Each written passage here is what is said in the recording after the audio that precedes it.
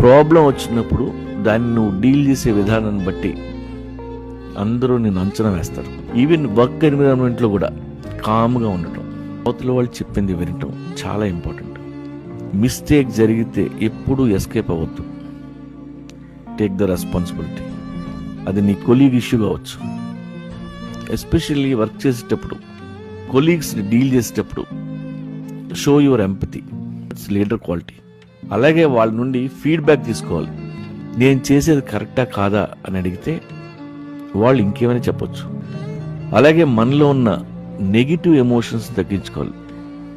ఎంత good news విన్నా ఎక్కువగా అరవటం, డాన్స్ చేయటం లాంటివి చేయకూడదు.